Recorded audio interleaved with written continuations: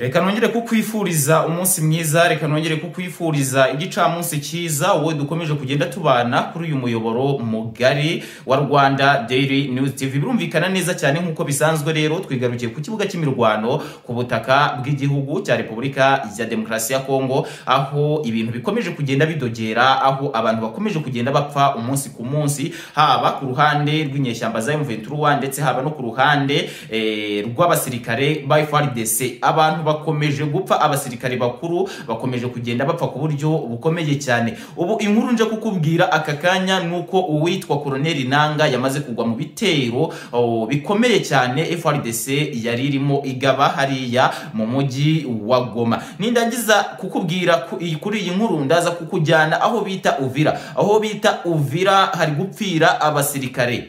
Aho bita Uvira rwose hari gupfira abasirikare ku buryo bukomeye cyane. Iyi nkuru nayo ndayikubwiraho ku buryo burambuye. Nituva ahangaha Uvira ndakubwira ko Afrika y'Epfo ikomeje kugenda idashirayo, ikomeje kugenda izana ibikoresho karahabutaka ahangaha muri iki gihugu cya Repubulika ya Demokarasi ya Kongo. Iyi nkuru ndayikubwiraho ku buryo burambuye. Ariko kandi ndaza kukubwira turaza kujya i Bukavu rwose, aho FARDC naho iri kugenda ihagaba ibitero ku buryo buremereye. Noneho rero ni munyemerere amakuru yacu tuyagarukeho ku buryo burambuye. Ariko mbere yo kuyagarukaho ku buryo burambuye, reka mbanze ngusabe gukora subscribe, ukomantinge ndetse yewe unarayikinge kugira ngo amakuru yacu akugereho 5 kuri 5.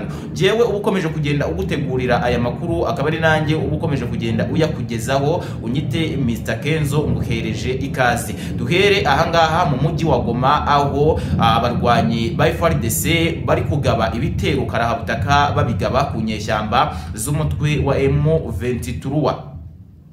Ahangaha Igoma abasirikari ba FARDC mu rukerera bahagabye igitero gikomeye cyane. Igitero ngo cyari kirimo imbunda ziremereye. Iki gitero kikaba cyamaze kugwamo uwo bita Colonel Nanga waruherereye ahangaha mu mujyi wa Goma, kandi bikaba byaratangajwe kenshi ko uyu Colonel Nanga mu gihe izi nyeshyamba z'umutwe wa M23 zizaba zamaze kugenda zigarurira igihugu cya Repubulika ya Demokarasi ya Kongo, uyu Colonel Nanga ari we uzaba uyobora iki gihugu cya Repubulika ya Demokarasi ya Kongo. Uyu Colonel Nanga yarakuriye ihuriro rya Alliance Fleuve Congo M23.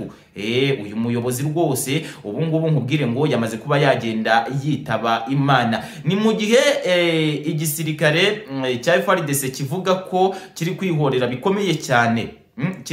Bikomeye cyane ku mfu zikomeye cyane zagiye ziba ahangaha ku butaka bwa Repubulika ya Demokarasi ya Kongo, zagiye zibasira abayobozi b'ibikomerezwa bahangaha ku butaka bw'iki gihugu cya Repubulika ya Demokarasi ya Kongo. Uru rupfu rwa Colonel Nanga ruje rukurikirana n'urupfu rw'uwitwa Colonel Makanika ahangaha muri M23. Birumvikana neza ko rero M23 mu minsi mike ibuze abasirikare babiri kandi bakomeye, uyu Colonel Makanika ndetse n'uyu Colonel Nanga. Ubu ngubu ntabwo bakibarizwa muri izi nyeshyamba z'umutwe wa M23 ahangaha ku butaka bw'iki gihugu cya Repubulika ya Demokarasi ya Kongo. Ni munyemerere twigire ahangaha Uvira ku buryo bukomeye cyane. Ahangaha Uvira yabaye Uvira yabaye Uvira ngiri kugwamo abasirikare benshi cyane, haba ku ruhande rw'inyeshyamba z'umutwe wa M23 ziri kugiganira gufata iyi Uvira, ndetse haba no ku ruhande rw'abasirikare b'Abarundi, abasirikare b'Abawazalendo, FARDC ndetse na FDLR ngo bakomeje kugenda bicwa, bari kurasana amasasu aremereye cyane ahangaha Uvira. Ibyo rero bigatuma iyi Uvira ikomeje kugenda iba mu maboko y'ingabo z'Abarundi ndetse na FARDC, Abawazalendo ndetse yewe na FDLR.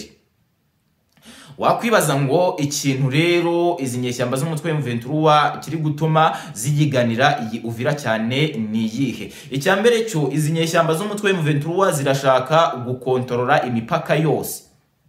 Mbanze mbikubwire, izi nyeshyamba z'umutwe wa M23 zirashaka gukontorora imipaka yose ahangaha ku butaka yinjira ahangaha ku butaka bw'iki gihugu cya Repubulika ya Demokarasi ya Kongo. Ngo ibyo nibirangira ibone gutuza, ibone kuba yakora ama operasiyo rwose akomeye cyane azayinjiza mu murwa mukuru Kinshasa. ibi ngibi rwose nubwo bitazagenda byoroha ku buryo bukomeye cyane, kubera ko urabona ko FARDC ikomeje kugenda ihiga bukware umusirikare mukuru w'igisirikare cy'inyeshyamba z'umutwe wa M23.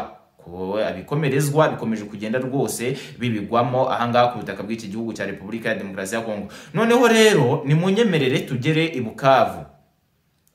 I Bukavu muri iki gitondo haje kumenyekana amakuru ko nanone igisirikare cya FARDC gikomeje kugenda kigaba ibitero ku buryo bukomeye cyane ahangaha i Bukavu.